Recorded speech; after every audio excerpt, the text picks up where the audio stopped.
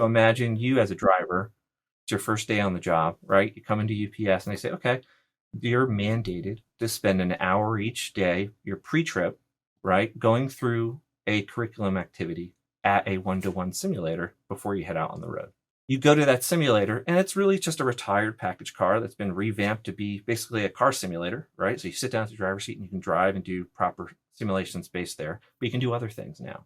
Now, what you can do, say, in the driver's shotgun seat or the passenger seat in the vehicle, we're running 360-degree video shadowing programs where the shadowing program is really active recordings of previous drivers that have been trained in the methods, and they're talking through a verbal script as they're actually driving on the real road. And using a VR headset, the person can sit in that passenger seat, and from the same perspective as the content was shot, right? They're going through someone's actual daily trip, learning about how to identify hazards, doing certain practices as they drive to be extra safe. When we talked, you talked about a phrase called XR doers. XR doers are what I call my subject matter experts. Part of our practice at Immersive Tech inside of UPS is we train subject matter experts per the business groups.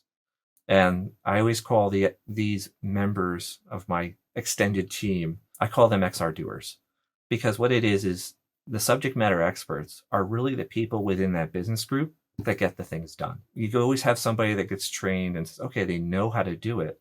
But what we currently look at inside of a company like UPS is we want people that are going to act. They're going to do things. They're going to be unstoppable, as Carol loves to say. Where these are people that, they sat down, they've learned about the technology. They learned about sort of what we describe as our best practices or standards or guidance around that, because it's those people, not senior executives, not Mark Gröb's, right?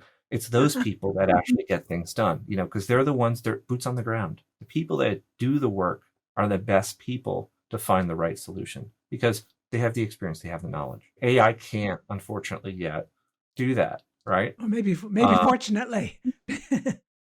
And in my opinion, I think it's something realistically, depending on what the work is, it never will happen because a lot of things in logistics, right, do not transfer digitally well because it's a very physical aspect of getting something from point A to point B. So, it's one of those things where immersive tech sort of gives us that human interaction, that human interface to that digital. And that's where these XR doers are so important because they're the ones that identify the pain point and they say, hey, you know what? This is the problem.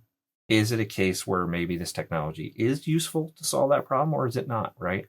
And having people that understand the limitations of the technology improve and create successful use cases. People that are really the boots on the ground, they know best because they're most familiar with the problem and the context around it. So having them involved in the designing process is really key because now at this point, you have someone that knows what the problem is and the knowledge required to solve that problem, able to discuss it, design it, integrate it into this really amazing interactive sort of platform that when it's properly designed, it really accelerates the point of their learning. If someone can do a particular activity and it's as realistic as possible to that activity, and they don't have to rely on a real circumstance or a real business problem to happen, the instructor can simply press a button and the problem happens, right? The reps to solve that problem accelerate their learning. Having the understanding of what the problem is, the knowledge elements behind it, are key to the design of how you build it. Because one of the disadvantages to this type of technology is it is actually so versatile.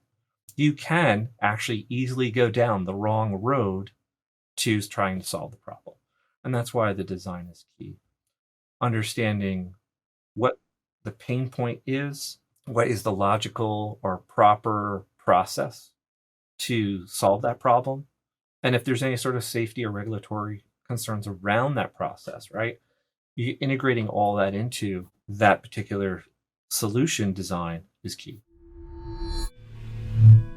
How do you think everything you've been talking about will impact education outside of UPS, outside of companies, but in terms of education in general? I'm guessing that there must be a lot of ways in which these technologies can be used. You talked about hard skills, soft skills. I imagine, have you thought at all about how they might be used, like in high schools or professional schools? I had a previous startup with one of my old colleagues. We looked at AR technology in that space, so I Mm. might be a little jaded or biased, but I think generally the XR technology, has a lot of opportunity potential. But I would kind of throw in the little caveat of be careful because a lot of people, when it's something technology is new, they always have the assumption that it can replace something, right? Instead of augment learning. I see the future of education and this technology having a role in the sense of accelerating that learning process, not replacing the technology, like the core education aspect, but really giving teachers tools, curriculum, material to teach their students faster, teach them in a sense of immersive learning is far accelerated. People will talk about when they use VR or AR, right? When it's properly designed, people will discover that to them it may feel it was been 2 hours, but the reality was it was 10 minutes, right? So that concept of learning, right? They feel they're learning 2 hours of material, but it only took them 10 minutes, right? That aspect to me is where I see this space really sort of accelerating that.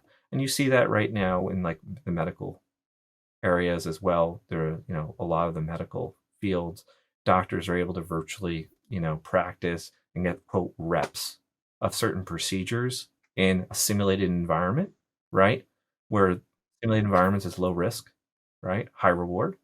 That in education is where I see a lot of this really going. The idea of the Jetsons and wearing a VR headset and 10 minutes later you now know how to fly on Apache or whatever it is, right? The Matrix. I think that's a little science fiction. There's a lot of research and science that still has to go into that. But I think as an augment learning tool within education, I kind of see that as 2 years, 3 years. I think hopefully it'll be accepted, and we'll get away from the concepts or the mentality of what a lot of people have right now around VR, of it being really just a VR console or video games, right? A majority of people, when you say VR, they think video games. It's sort of the core because a lot of the technology comes from that space. But I think in the future and in education, my hopes is that this technology will have more activity within that space for sure. For more from this interview, subscribe to Imaginize World on YouTube or wherever you listen to your podcasts.